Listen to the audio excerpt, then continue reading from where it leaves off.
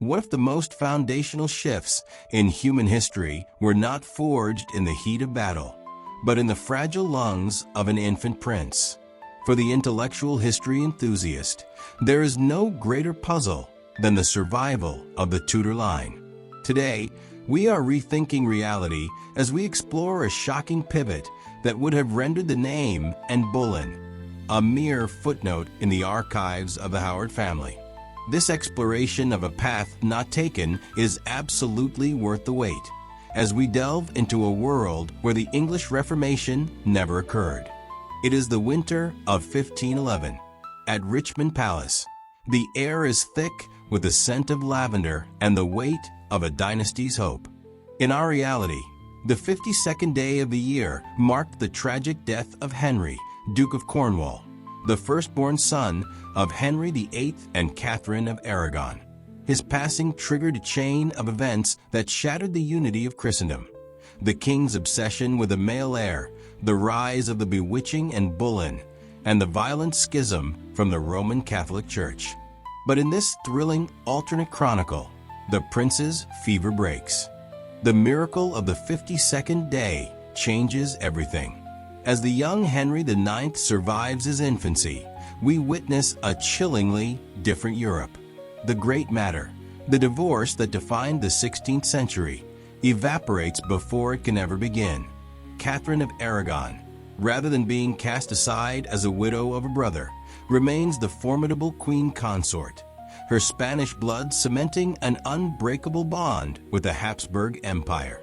The Tudor dynasty is no longer a precarious branch waiting to be snapped by the winds of succession. It becomes a sturdy oak around which the politics of the continent revolve. Imagine the cinematic detail of a London that remains the northern fortress of Rome. There are no smashed stained glass windows, no dissolved monasteries, and no heads of saints rolling in the dust. Instead, the English Renaissance blossoms under a king who has no need to plunder the church to fund his vanity.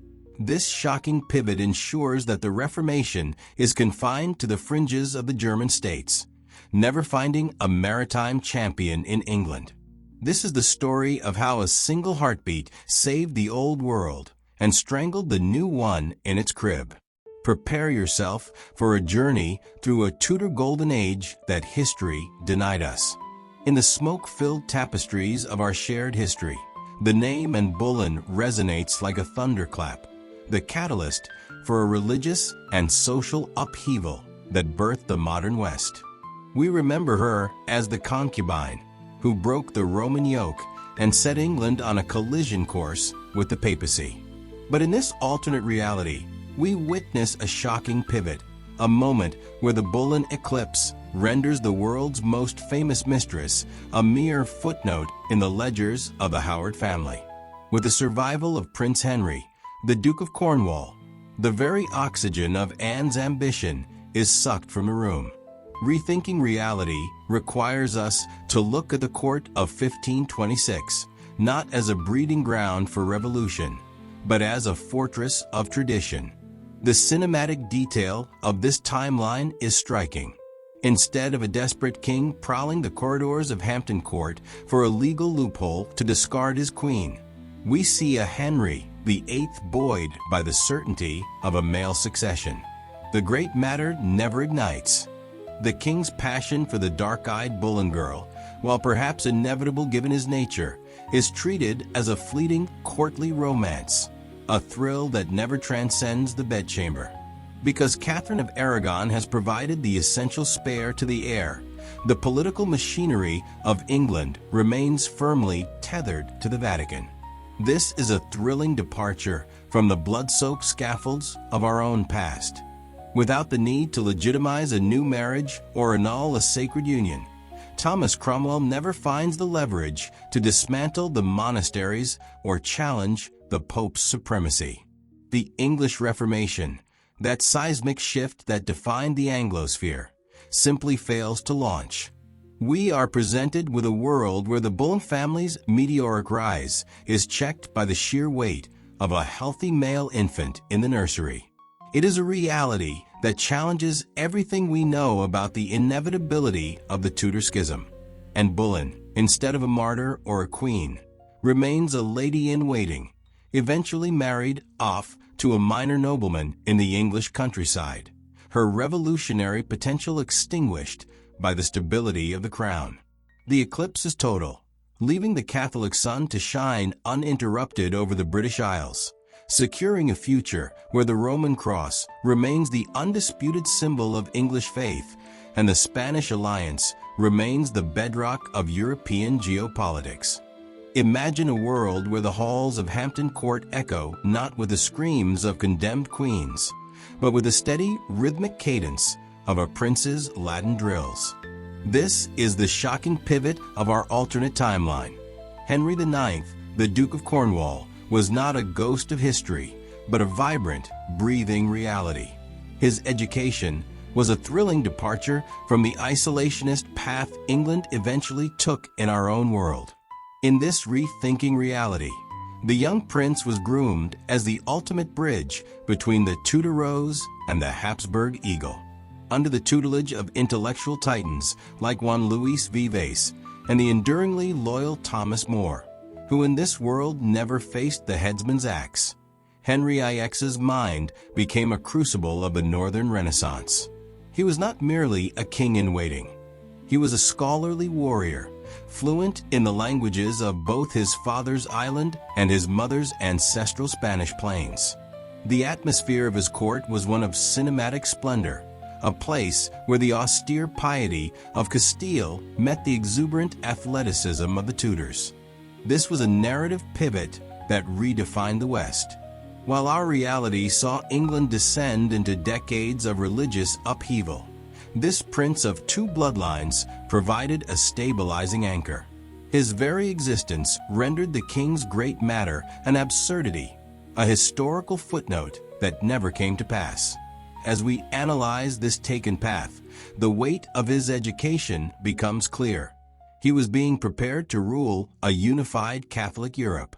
The evocative image of Henry IX practicing archery under the watchful, proud eyes of a triumphant Catherine of Aragon represents a staggering departure from the tragic, discarded queen of our history. Here, she is the architect of a dynasty. The young prince's curriculum was a strategic masterpiece, blending English common law with the imperial ambitions of the Holy Roman Empire. This was the birth of a Renaissance king who England truly deserved, a man of intellect and iron who would ensure that the English Reformation remained a flickering candle snuffed out by the sheer weight of a secure succession. In this thrilling exploration of what could have been, we see the foundation of an Anglo-Spanish superstate being laid, book by book, lesson by lesson, in the quiet libraries of a peaceful Catholic England. Imagine a 1533 where the corridors of Whitehall do not echo with the whispers of heresy, but with the triumphant liturgical chants of a Te Deum. The Spanish pivot represents a shocking pivot in our understanding of the Tudor era, marking the moment where England's trajectory was permanently tethered to the Mediterranean rather than the North Sea. By securing the life of a male heir, Henry IX, Catherine of Aragon did more than merely save her marriage. She anchored the English crown to the most powerful geopolitical engine of the 16th century, the Habsburg Empire. Rethinking reality through this lens, we see a world where the king's great matter is never argued in backrooms, and the rise of Anne Boleyn is relegated to a mere courtly flirtation that withered under the weight of a legitimate male succession. This was not a passive survival, but a thrilling diplomatic masterclass orchestrated by a queen who refused to be sidelined.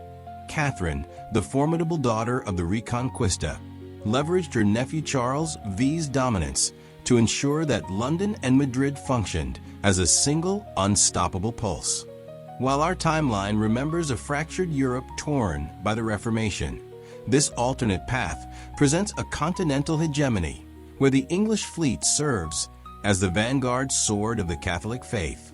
The atmosphere of the court shifted from a den of paranoia into a prestigious center of Renaissance diplomacy, where the Spanish ambassador was the most vital man in London. Thomas More remains a towering chancellor rather than a tragic martyr, and the monastic libraries remain intact, fueling a different kind of intellectual awakening rooted in tradition. The weight of this taken path is staggering. Without the Reformation's drain on English resources, the crown's coffers remained full, bolstered by Spanish gold and preferential trade routes. Catherine's victory was total. She did not just secure a throne, she rewrote the DNA of the West. This was the moment the English succession was forged in iron and gold, turning the island nation into the northern fortress of a global Catholic superstate, forever altering the exploration of the New World and the very definition of English identity. Imagine a world where the white cliffs of Dover served not as the isolationist boundary of a rogue island nation, but as the ironclad battlements of Rome's most formidable northern fortress. In this gripping exploration of historical divergence, we witness the shocking pivot that effectively smothered the English Reformation in its cradle. In our timeline, the King's Great Matter was the explosive charge that demolished the bridge between London and the Vatican. In this reality, the survival of Prince Henry IX acts as the mortar that binds them forever. Rethinking reality through this lens reveals a landscape where the dissolution of the monasteries, a traumatic amputation of English social and architectural heritage, is a tragedy that never occurs. The thrilling intellectual battle between the reformers and the crown ends before it can truly ignite. Thomas Cranmer remains a quiet academic in the cloisters of Cambridge, his radical liturgies never finding the royal favor required to reshape the English soul. Thomas Cromwell, ever the pragmatist, directs his formidable administrative genius toward the expansion of Catholic infrastructure rather than its systematic dismantling.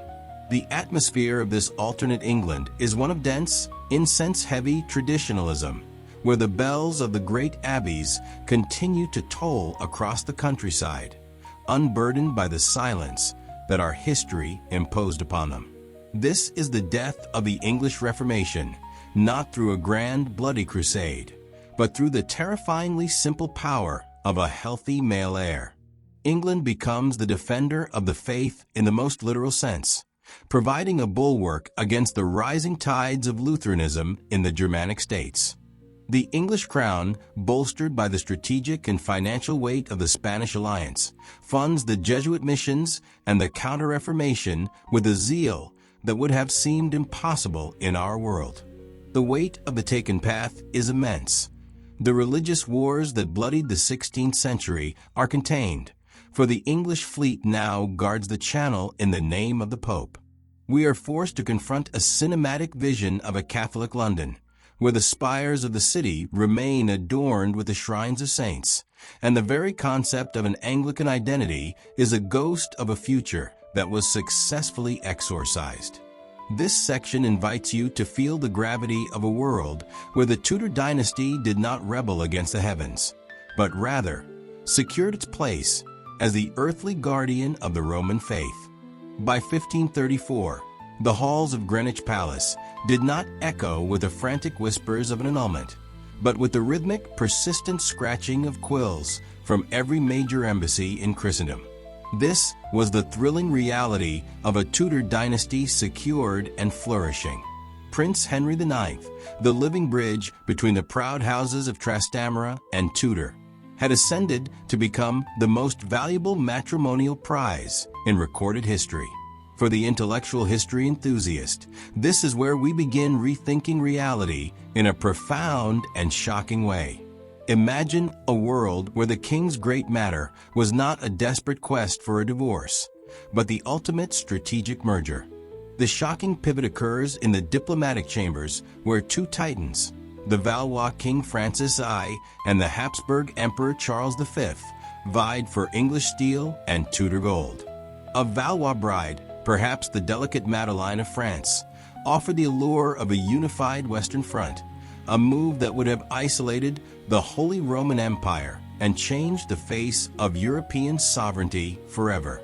However, the shadow of Queen Catherine of Aragon loomed large and regal. Her influence, fortified by the prince's own Spanish blood and traditionalist upbringing, made a Habsburg alignment feel like a divine destiny. The atmosphere of the court was cinematic. Messengers in heavy velvet and gold lace sprinting through the torchlit corridors of power, their leather pouches containing secret offers that would redefine the map of the known world. Had Henry VIII chosen the French path, England might have evolved into a continental power centered on the Seine, forever entangled in the intricacies of Gallic politics. But the pull of the Spanish connection represented a tectonic shift. It wasn't merely a wedding. It was the construction of an unbreakable Catholic monolith. This was the precise moment the English Reformation died a silent, unmourned death, replaced by a grand strategy that favored the wealth of the New World and the defense of the Mediterranean over the provincial concerns of the North Sea. The weight of this taken path is truly staggering. In our timeline, Henry VIII was a religious pariah. In this reality, he was the undisputed kingmaker of the Renaissance world. As the English court weighed the purity of the Habsburg line against the strategic flexibility of the Valois, the entire world held its breath. This choice was a decision on whether the coming century would be defined by perpetual Franco-English conflict or a unified, unstoppable assault on the emerging Ottoman threat. The eventual decision to lean toward the Habsburgs effectively sealed the fate of the European continent, ensuring that the Tudor rose would be forever entwined with the imperial eagle of the Caesars. The year 1544 stands as the most shocking pivot in Western history, a moment where rethinking reality becomes a necessity for any serious scholar. In our fractured timeline, the mid-16th century was a charnel house of religious upheaval and Tudor instability. But in this alternate tapestry, the atmosphere in London is one of celestial triumph. The great bells of Westminster do not toll for the execution of a queen, but for the arrival of the Archduchess Maria of Austria, the crown jewel of the Habsburg dynasty. The marriage of the century was more than a mere union of flesh. It was the formal birth of the Anglo-Spanish superstate. By choosing the Habsburg eagle over the Valois fleur-de-lis, Henry IX, the golden son Catherine of Aragon fought so fiercely to protect, effectively rewrote the map of the world. This was a thrilling geopolitical gamble that paid dividends in blood and gold. The cinematic detail of the nuptials, with the Spanish tercio marching alongside the English yeomen, signaled to the world that the great matter of Henry VIII was a fevered dream that never broke.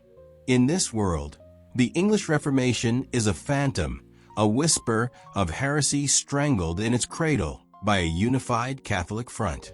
We must confront the heavy reality.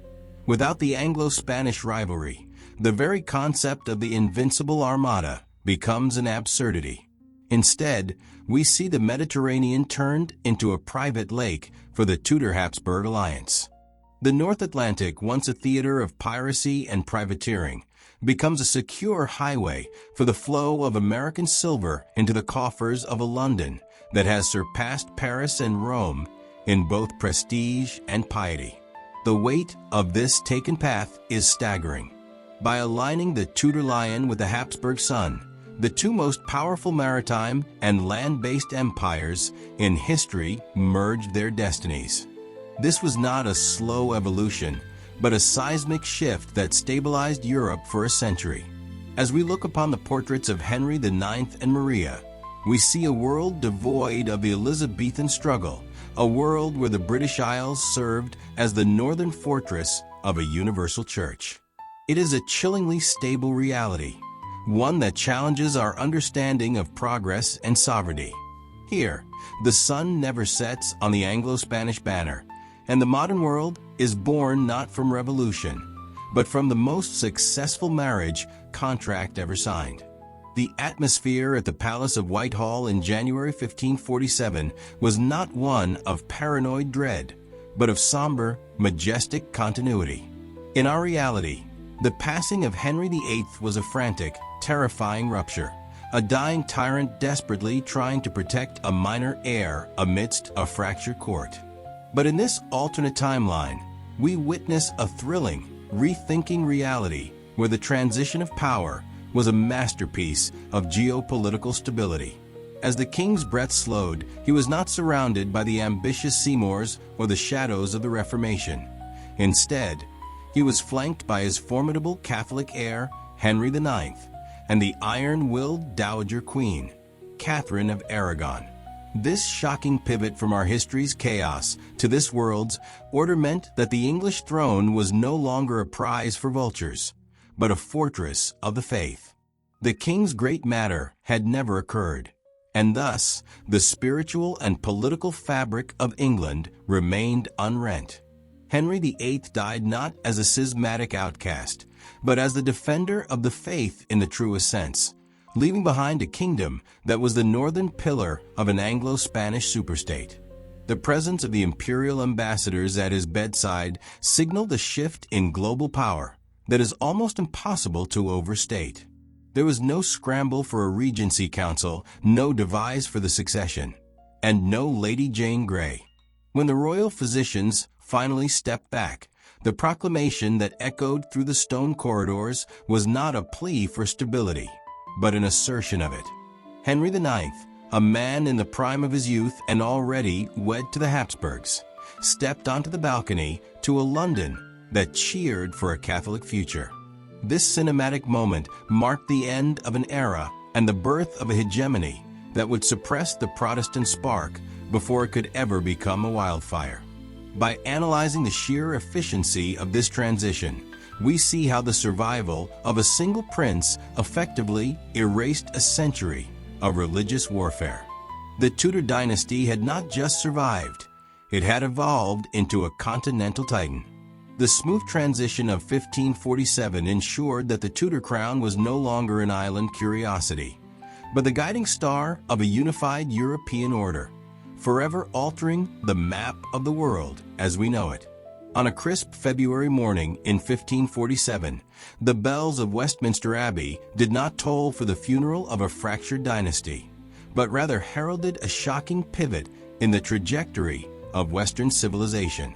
In our reality, 1547 marked the beginning of the end for the Tudor male line, a period of sickly regencies and the bloody whiplash of the Reformation. But in this thrilling alternate timeline, the coronation of Henry IX represents a total rethinking of reality. Here, we witness the ascension of a king who is the literal embodiment of a continental superpower. A man of 36 years, possessing the athletic vigor of his father and the steely, pious intellect of his mother, Catherine of Aragon. This was the Renaissance king England deserved, and his coronation was a cinematic display of an empire at its zenith.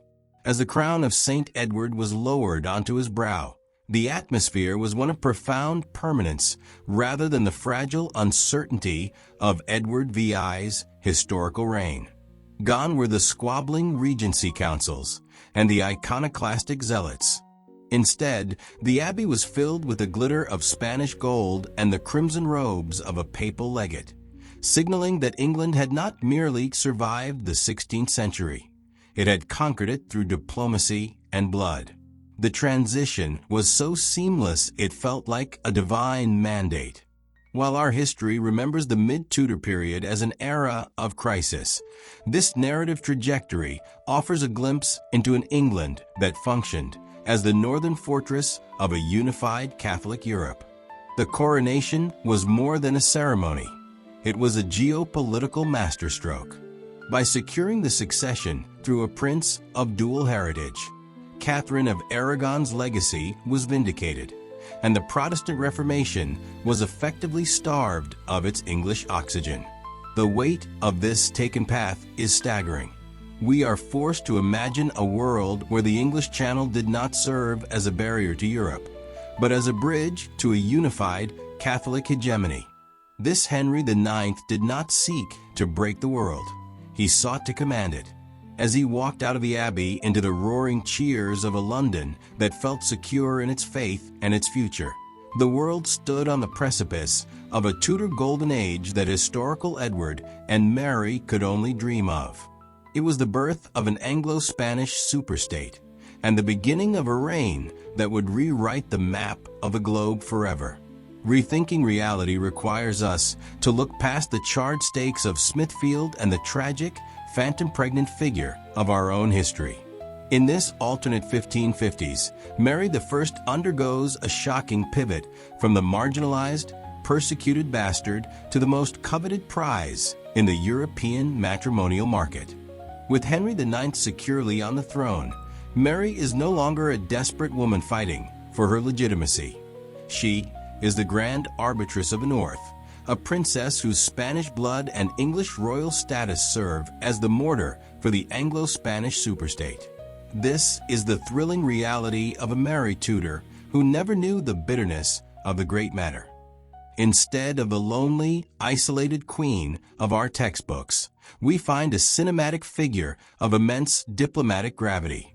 In this world, her marriage is not a frantic attempt to produce an heir before her clock runs out, but a calculated masterstroke of Catholic hegemony. When she wed the Duke of Savoy in 1548, it wasn't a union of desperation, but a strategic placement of a Tudor sentinel at the gateway to the Mediterranean. The atmosphere of her court in Turin is one of intellectual vibrancy and Catholic humanism, far removed from the religious pyres that stained her historical legacy. This Mary the Peacemaker represents a profound departure from our timeline, acting as the primary conduit between her brother in London and her cousin, Charles V, in Brussels.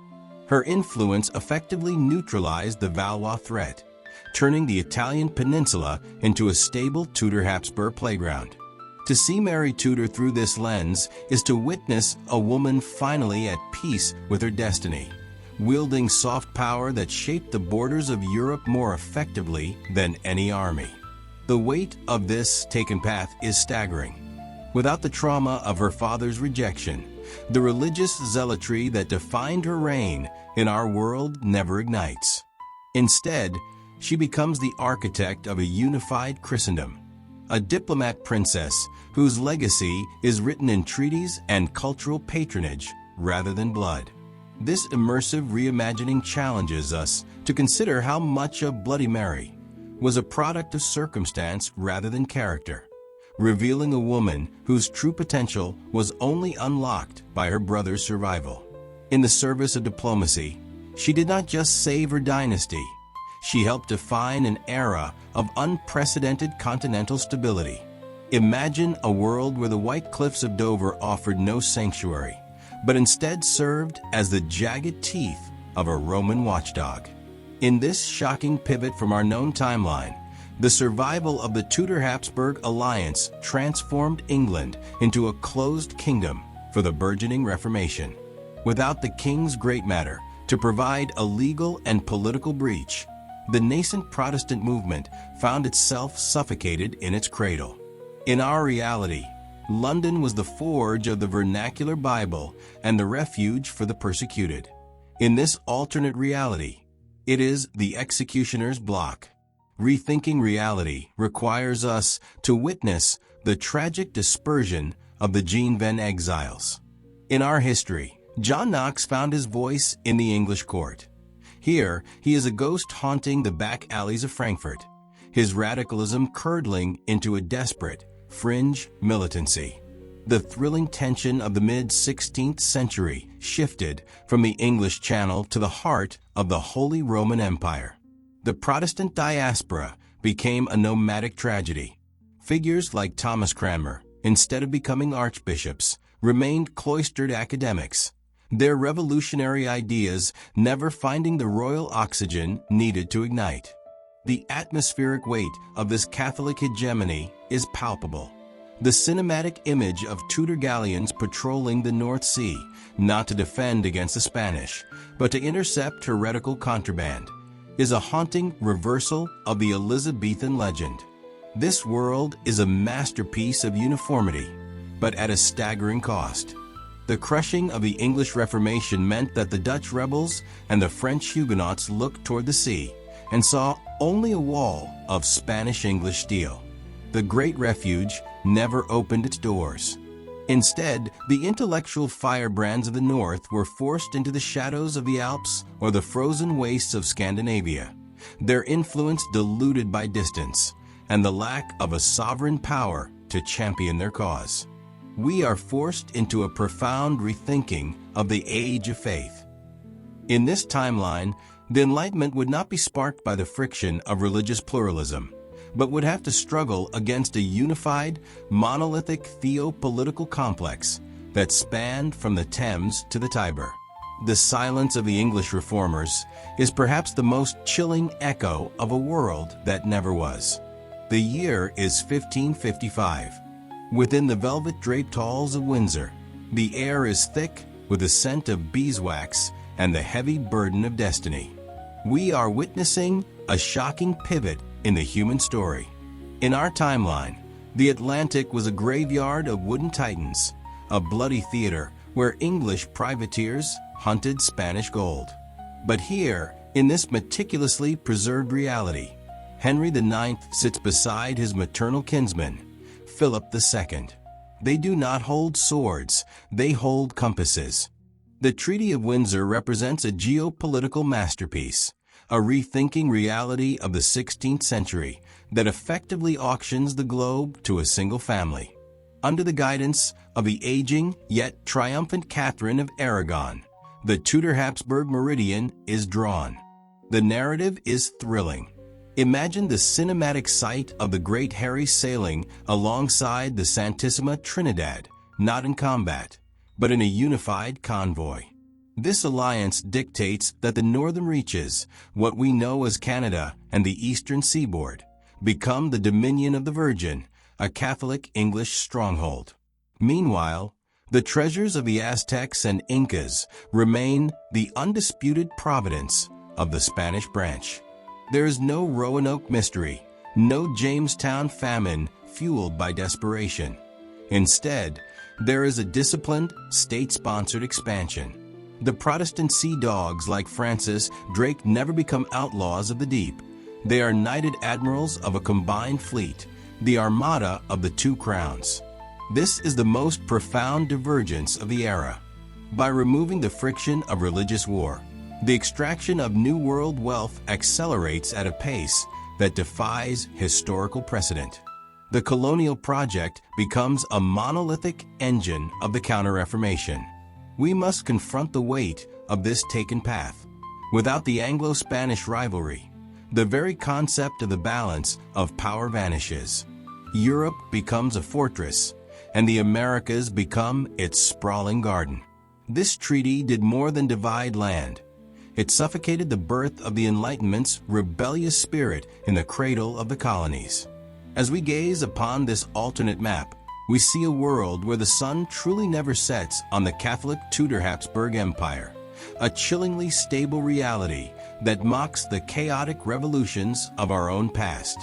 In the hallowed, candlelit corridors of a Catholic England, we encounter the most profound enigma of this timeline, the woman who, in our reality, defined an age. The Elizabethan paradox presents a shocking pivot from the iron-willed virgin queen of our textbooks to a figure of quiet, scholarly seclusion. In this alternate 1560, there is no heart and stomach of a king. Instead, there is only a secondary princess, the daughter of a fallen mistress, living under the benevolent but watchful eye of her half-brother, King Henry IX. This is a thrilling rethinking of reality that challenges the very foundations of English identity. While our history remembers Elizabeth I as the Protestant bulwark against the Spanish tide, this version of the princess is a creature of the library rather than the throne room. Without the desperate struggle for legitimacy or the existential threat of the Inquisition, her formidable intellect is channeled into the translation of Greek classics and the patronage of the arts within a strictly orthodox framework. The atmosphere of her life is one of gilded irrelevance. She resides at Hatfield House not as a queen-in-waiting, but as a prestigious ornament of the Anglo-Spanish court, her potential for greatness muffled by the stability of the succession Catherine of Aragon so bloodily secured. The narrative weight of this taken path is immense. To witness the potential architect of the British Empire serving as a mere diplomatic pawn, perhaps married off to a minor Savoyer duke or a Spanish grandee, is a cinematic tragedy of wasted potential. History nerds will find the contrast jarring. The woman who once commanded the seas now barely commands a household. Yet, in the eyes of her contemporaries, she is a success story of the Catholic Reformation, a wayward soul redeemed by the grace of the true church. This section analyzes the crushing weight of the status quo. In a world of Roman unity, the radical individualism Elizabeth represented in our timeline has no oxygen. She becomes the ultimate symbol of the what if, a genius born into a world that had no use for her fire. As we peer through this immersive lens, we see an England that is safer, richer, and more unified. Yet we cannot help but mourn the loss of the Gloriana myth. The Elizabethan paradox is the ultimate testament to how a single birth, the survival of a male heir, can erase a legend before it is even written. By 1570, the geopolitical landscape of Europe had undergone a shocking pivot, one that forces us into rethinking reality as we know it. In our timeline, the continent was a shattered mosaic of warring creeds. But in the wake of the Anglo-Spanish superstate, we witnessed the Habsburg consolidation, a thrilling, if monolithic, unification of the West. This was not merely a political alliance. It was the birth of a Pax Catholica that stretched from the mist-shrouded peaks of Scotland to the sun-drenched plazas of Madrid. With Henry IX serving as the stalwart northern pillar of the Roman faith, the Protestant spark, which in our world ignited the fires of the 30 Years' War, was systematically extinguished before it could ever become a conflagration. The narrative weight of this taken path is staggering. Imagine a Europe where the Council of Trent's decrees were not just ecclesiastical suggestions, but the absolute law of the land, enforced by the combined naval might of the Tudor Habsburg fleets. The atmosphere of this alternate 16th century is one of cinematic grandeur and suffocating order. The great Gothic cathedrals of England, rather than being stripped of their icons, were further embellished with gold from the New World, creating a visual tapestry of spiritual dominance. This consolidation effectively neutralized the Protestant diaspora mentioned in earlier chapters, forcing reformers into the deep shadows of the peripheries. It is a chilling yet immersive thought, a world without the religious pluralism that defines modern democracy. Instead, the continent moved in lockstep with the Vatican, under a single, unified banner of gold and crimson. This era represents a total abandonment of the fractured nationalisms we recognize, replaced by a singular, continental identity. As we analyze this what would have happened scenario, we see that the survival of Catherine of Aragon's son didn't just save a marriage. It saved the medieval dream of a universal Christian empire. The stability was profound, yet the price was the absolute silencing of dissent. This was the Habsburg consolidation. The moment the world chose the security of the past over the chaos of a revolutionary future, rewriting geography and human destiny in one decisive, divine stroke. In the timeline we inhabit, the 16th century was defined by the crackle of martyrs' fires and the shattering of stained glass. Yet in this reimagined epic, we must confront a shocking pivot: the Great Peace of the 1550s. Imagine a London where the bells of St. Paul's do not signal the arrival of a new, fractured faith, but instead chime in a resonant, golden harmony with the cathedrals of Madrid and Rome. This is the Pax Catholica, a staggering achievement of the Anglo-Spanish superstate that fundamentally alters our understanding of Western civilization. Rethinking reality through the lens of Henry VIII's reign, we find a city that avoided the brutal sieges and sectarian uprisings that haunted our own history. The Siege of London, so often feared as the inevitable byproduct of religious schism, was rendered impossible. The Tudor crown, backed by the inexhaustible wealth of the New World and the military might of the Habsburgs, created a northern fortress for the papacy. The atmosphere in this alternate 1560 is one of cinematic grandeur. The Thames is crowded not with the ships of privateers, but with the majestic galleons of a unified empire. There is a thrilling, almost eerie stability here. The Protestant diaspora, which in our world fueled the rise of the Dutch Republic and the transformation of the German states, has been systematically dismantled or driven to the furthest fringes of the map. In London, the monasteries remain vibrant centers of learning and economic power, their walls unbreached by the greed of a desperate king, Henry VIII. Instead, the wealth of the church remains the bedrock of the state.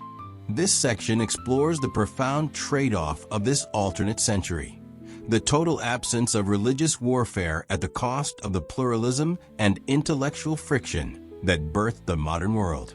It is a world of absolute order, where the English soul remained tethered to the ancient traditions of Rome, creating a monolithic spiritual identity that spanned from the moors of Yorkshire to the plazas of Mexico City. We are forced to ask, was the peace worth the silence?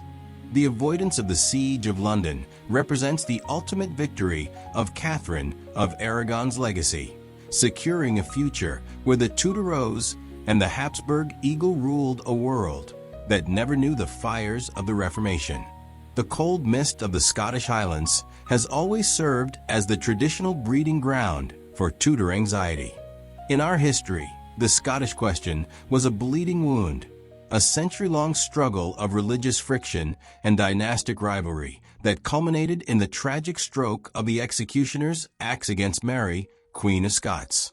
But in this rethinking of reality, the rise of Henry IX, the son of Catherine of Aragon, forces a shocking pivot in the geopolitical landscape of the British Isles. No longer a Protestant island standing alone against a Catholic continent, England is the heart of a Habsburg-backed superstate, and Scotland finds itself staring into the maw of an irresistible imperial gravity. The narrative of the Auld Alliance with France, once the bedrock of Scottish independence, begins to crumble under the sheer weight of the Anglo-Spanish hegemony. Cinematic in its scope, the diplomatic maneuverings of the 1560s transition from the threat of border skirmishes to the refined corridors of the Escorial. Henry IX, exercising the cool-headed pragmatism of his mother's Spanish lineage, orchestrates a masterstroke, the marriage of his own heir to the young Mary Stuart, bringing her into the Tudor fold not as a prisoner, but as a future consort of a unified Catholic Britain. This thrilling alternative path avoids the decades of border warfare and the later religious trauma of the Covenanters. Instead of the rough wooing, the world witnesses a gilded annexation. By neutralizing the Stuart threat through the altar rather than the scaffold, Henry IX secures the northern frontier for a century. The weight of this decision is staggering. Without a Protestant Scotland to act as a backdoor for subversion, the British Isles become a monolithic fortress of the Roman faith. We are forced to imagine a world where the Jacobite risings never happen because the cause for them was never born. The Stuart line, rather than being a tragic rival, is absorbed into the Tudor Habsburg machinery. This is a profound departure from our timeline, a moment where the internal security of the realm is bought with a wedding ring, ensuring that the Great Britain of this era is not a product of parliamentary acts, but of a divine imperial mandate. The Scottish question is answered not with blood, but with the silent, overwhelming power of a dynasty that refused to break. By the late 16th century, the Mediterranean had become a furnace of religious and territorial conflict, But in this alternate timeline, the flames were fanned by a shocking pivot in naval history. Instead of the fractured, sectarian Europe of our reality, the Tudor Habsburg superstate unleashed a maritime force the likes of which the world had never seen. In 1571, as the Ottoman Empire's shadow loomed over Cyprus and the Venetian interests, the call for a Holy League was answered not just by the Mediterranean powers, but by the heavy timber and iron of the English Royal Navy. Rethinking reality requires us to imagine the sight of the Tudor rose flying alongside the banners of the Holy See and the Spanish Lion. Under the command of Henry VIII's veteran admirals, the English contingent, composed of high-walled galleons rather than the traditional, fragile galleys, entered the Gulf of Patras. This was a thrilling convergence of northern engineering and southern zeal. The Battle of Lepanto became a titanic demonstration of this Anglo-Spanish hegemony. While our history remembers the victory as a narrow galley-to-galley struggle, this version of events saw the Ottoman fleet decimated by the devastating broadside gunnery of English warships. These floating fortresses, funded by the combined coffers of London and Madrid, rendered the Turkish archery and boarding tactics obsolete before the first grappling hook was even thrown. The atmosphere of the engagement was cinematic, a horizon choked with the smoke of sulfur and the splintering of cedar. This victory was more than a tactical win. It was a cataclysmic shift in the global balance of power. With the Ottoman threat neutralized decades earlier than in our timeline, the Mediterranean became a private lake for the Tudor-Habsburg alliance. The weight of this taken path is immense. Without the need to defend against English privateers like Drake, the Spanish treasury remained overflowing, while English sailors gained unprecedented experience in blue water combat as defenders of the faith.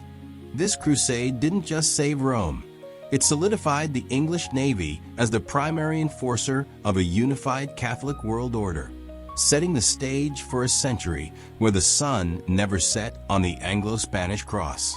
The traditional lens of history often posits a fundamental conflict between the church and the laboratory. Yet in this alternate timeline, we witness a thrilling synthesis that challenges every preconceived notion of the Enlightenment. With the Reformation extinguished in its infancy, the vast intellectual and financial resources of the Anglo-Spanish superstate were directed not toward sectarian bloodshed, but toward the systematic unraveling of the physical world. This was a shocking pivot from the fractured chaos of our own 17th century. Under the Renaissance king, Henry VIII, the Oxford-Toledo axis emerged as the undisputed engine of human progress. It is a moment of rethinking reality.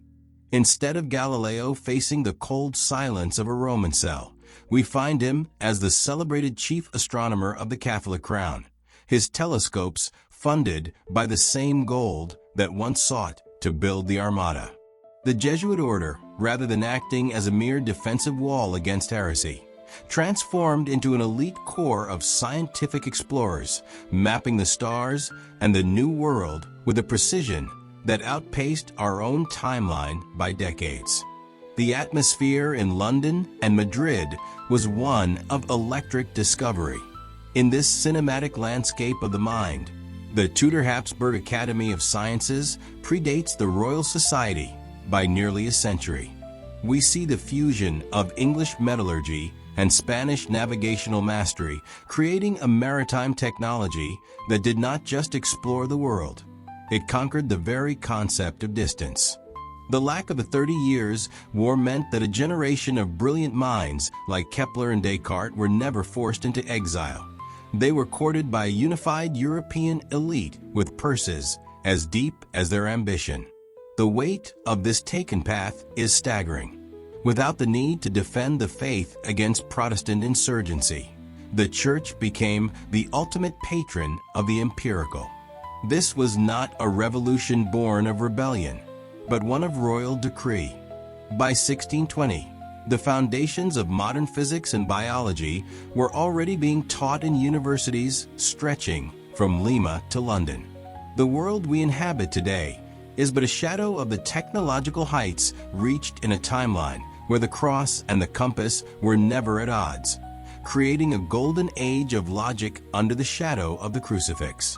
Imagine a world where the English Channel, once the site of the most harrowing naval engagement in Western history, remained as serene as a cathedral pond. This is the shocking pivot of Section 19, the armada that never sailed. In our timeline, the year 1588 is etched in memory as the moment England's David stood against Spain's Goliath.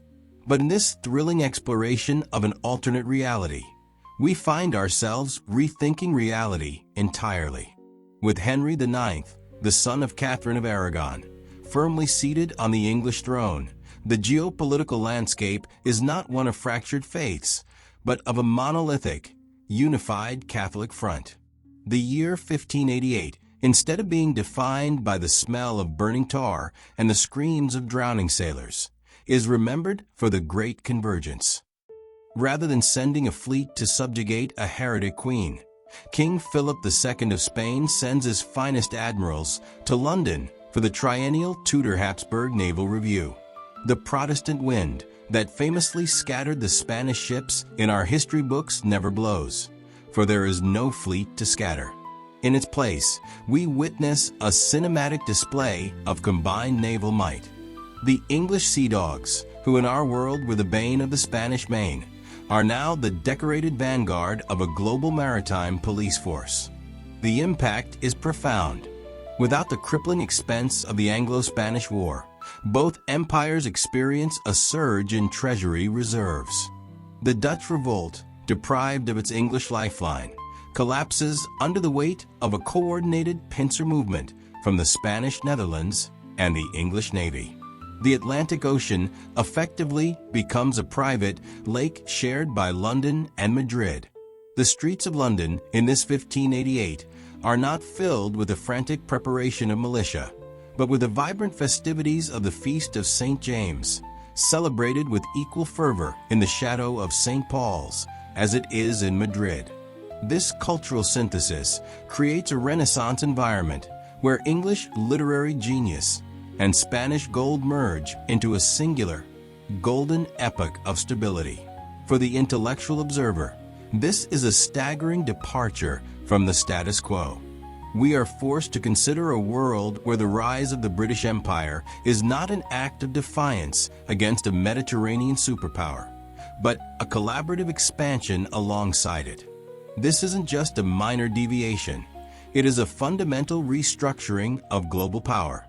The absence of 1588 meant that the bloody, century-long struggle for naval supremacy never occurred, allowing the unified crown to project power into the Orient and the Americas with a terrifying, singular focus. The year 1588, in our reality a date synonymous with fire ships and the shattered dreams of Philip II, exists in this timeline as the absolute apex of the Tudor-Habsburg synergy. This was not a century of clashing empires, but a thrilling epoch of consolidated power that forces a total rethinking of reality. With Henry IX, the son of Catherine of Aragon, firmly on the throne, the catastrophic rift of the Reformation was cauterized before it could bleed the continent dry. The armada that never sailed was replaced by the Grand Fleet of the Faith, a shocking pivot where English galleons and Spanish man-o-wars patrolled the Atlantic as partners, not predators. This section explores the profound stability of this Tudor Golden Age, a period where the English crown, backed by the infinite coffers of the New World, became the stabilizing anchor of Europe. The most immersive aspect of this alternate 16th century is the fate of the Low Countries. Without English gold and muskets to fuel their rebellion, the Dutch revolt was extinguished with clinical precision by the Duke of Parma, acting with the full logistical support of the English Navy. This cooperation effectively turned the English Channel into a private Catholic corridor, securing the flow of commerce and faith. By analyzing this era, we see a world where the sea dogs of our history, men like Francis Drake, were not desperate privateers, but decorated admirals of the Holy League, tasked with securing the Mare Nostrum of the Atlantic. The narrative weight of this taken path is staggering. While our world suffered through the grueling religious conflicts of the 30 Years' War, this reality enjoyed a Pax Tudor Habsburgica. The cultural output of England shifted from a defensive, insular nationalism of the Elizabethan era to a cosmopolitan, pan-European Renaissance. Intellectual history nerds would find the lack of religious paranoia striking, without the constant threat of a Spanish invasion or a Protestant uprising. The English court became a haven for a more inclusive, Catholic humanism. This was the Renaissance king England deserved, a monarch who ruled a kingdom that was both a fortress of the faith and a pioneer of early global capitalism. As we peer into this alternate 1600, the atmosphere is one of gilded permanence, where the Tudor line provided the bedrock for a century of unparalleled European hegemony. Imagine a world where the soot of the furnace, rather than the smoke of religious pyres, defined the horizon of the 17th century. This is the shocking pivot of our alternate timeline. While our reality saw Europe fractured by the 30 Years' War, the Anglo-Spanish superstate under the descendants of Henry IX and his Habsburg bride birthed a period of profound economic acceleration. This was not the chaotic, individualistic capitalism of the Dutch or the later British Empire, but a meticulously organized, state-sanctioned economic engine fueled by the Great Catholic Peace.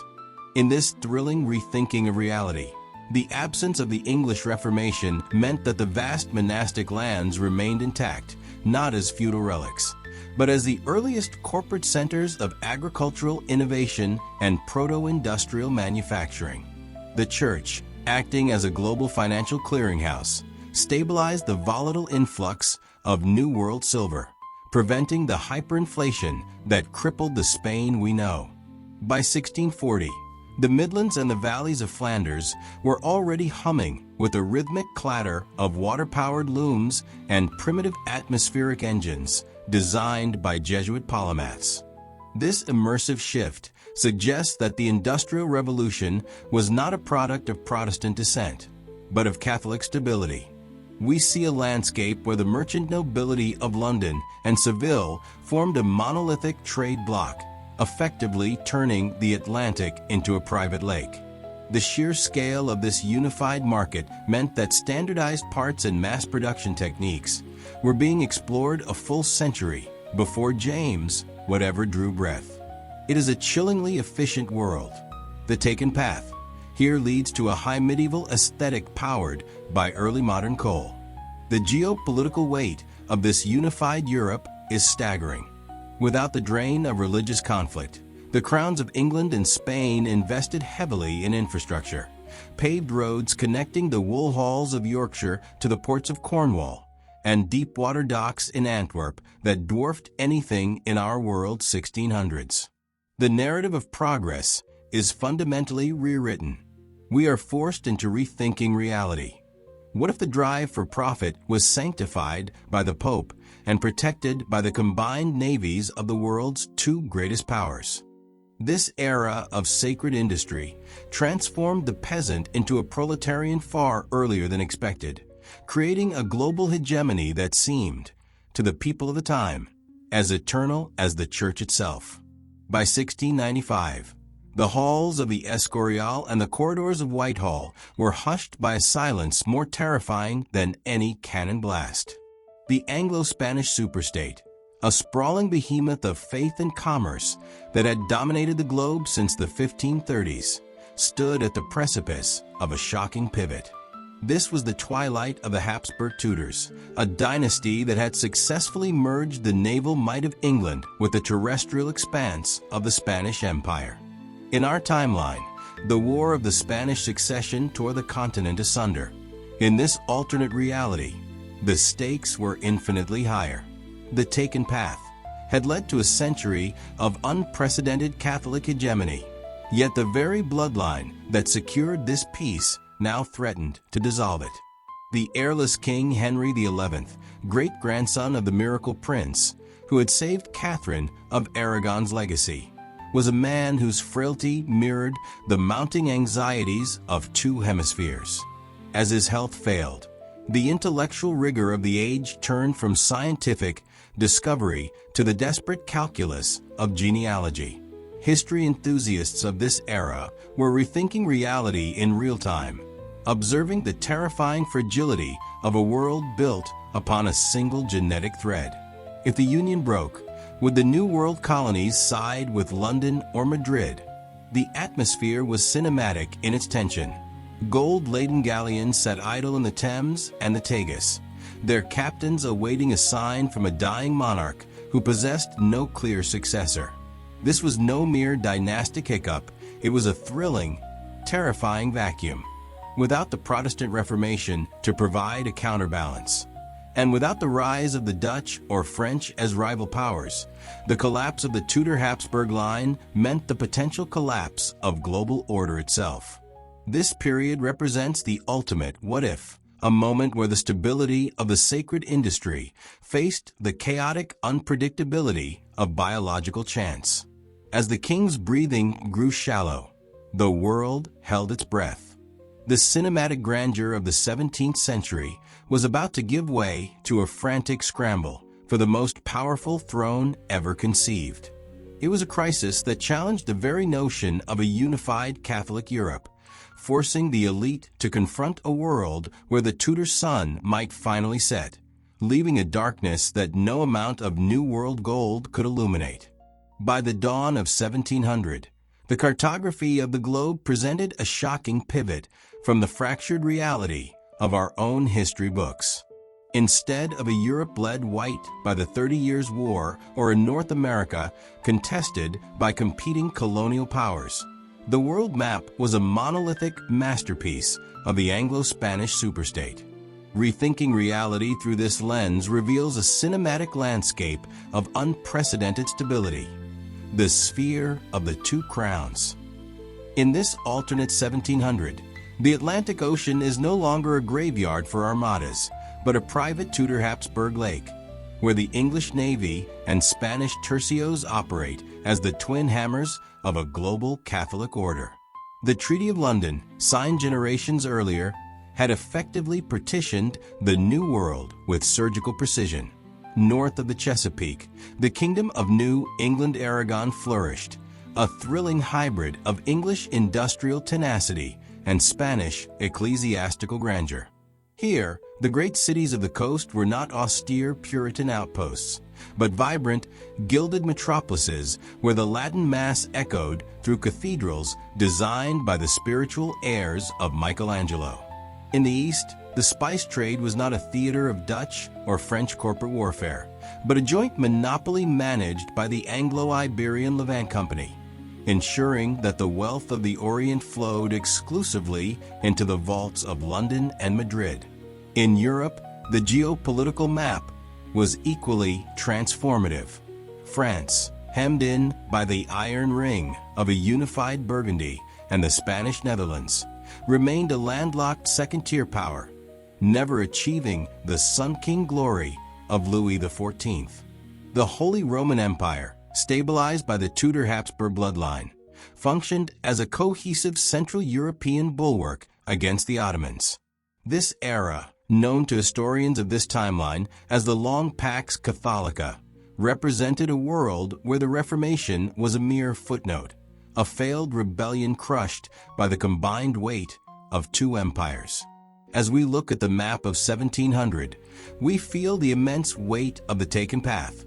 It is a world of order, architectural continuity, and a singular, suffocating peace. It invites us to a thrilling intellectual exercise, imagining a modern world that never knew the Enlightenment's chaos, but instead matured under the golden, monolithic shadow of an English king and a Spanish queen, forever bound by blood and geography. Imagine the hallowed halls of Westminster not as the birthplace of a schismatic rebellion, but as the gilded heart of a monolithic global hegemony. In this thrilling exploration of Section 24, we witness the ultimate historical inversion, the mother's victory. While our reality remembers Catherine of Aragon as the tragic, discarded wife whose failure to produce a male heir sparked the English Reformation, this alternate timeline offers a shocking pivot. Here, Catherine is the iron-willed architect of an empire, the matriarch who secured the Tudor line through her son, Henry IX, and in doing so, anchored England to the eternal gravity of Rome. Rethinking reality requires us to look past the damp cells of Kimbolton and instead toward a vibrant, unified Europe where the king's great matter never existed. Catherine's legacy is not one of sorrow, but of a calculated, generational triumph. By ensuring her son's marriage into the Habsburg core, she did more than save her crown. She effectively neutralized the Protestant spark before it could ever become a forest fire. The atmosphere of this 1700s world is one of stifling, majestic stability. The Pax Catholica is her true monument. As we evaluate her impact, we see a world where the English language is the tongue of the Church's most loyal defenders, and where the Royal Navy protects the Pope's interests from the Caribbean to the South China Sea. This is the weight of the taken path, a world without the Spanish Armada, without the English Civil War, and without the rise of a fragmented, secular West. Catherine's victory was the preservation of a medieval dream transitioned into a Renaissance reality, a world where the cross and the crown were never forced to choose between one another. In our timeline, she is a footnote of pity. In this world, she is the most consequential woman in human history. To look upon the map of 1700 is to see the silhouette of a Spanish princess who refused to break, a queen who understood that the survival of her bloodline was the survival of the old world itself.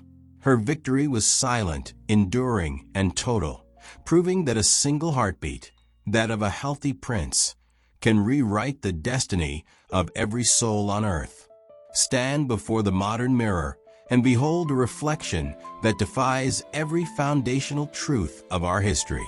In this shocking pivot from our reality, the 21st century does not look toward a fragmented West, but toward a monolithic, unified Pax Catholica.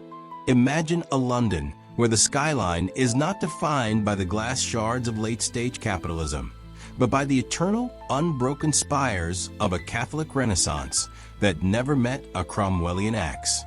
This is the world Catherine of Aragon built, a world where the special relationship is not a transatlantic bond with a rebellious American colony, but a 1,000-year-old steel bridge between London, Madrid, and Rome. Rethinking reality through this lens reveals a globe where the scientific revolution was nurtured by the Vatican's coffers rather than sparked in opposition to them. Our modern technology might have arrived through the steady, disciplined hand of Jesuit scholars, leading to a digital age steeped in theological ethics. There is no United States as we know it. Instead, a vast, unified Terra Mariana stretches across the Americas, a peaceful synthesis of Tudor governance and Spanish piety. This cinematic vision of stability is thrilling yet haunting. It forces us to confront the terrifying fragility of our own timeline. We live in a world born of a divorce, a shipwrecked armada, and a series of bloody revolutions. But in the mirror of the Tudor Habsburg superstate, we see a humanity that avoided the catastrophic religious wars of the 17th century and the nationalist eruptions of the 19th. As we close this epic chronicle, we are left with the chilling realization that our entire modern identity, our secularism, our individualism, our very concept of liberty, hinged on the survival of a single infant prince in 1511. Catherine of Aragon's success did not just preserve a marriage. It locked the gates of history against the world we inhabit. We are the children of the break. They are the heirs of the whole. As the credits roll on this alternate odyssey, one must ask, is our reality the triumph of progress, or merely the debris of a grand design that Catherine's son was meant to complete? The history of the world is a tapestry of almosts, and our existence is but one thread that dared to fray where others held fast.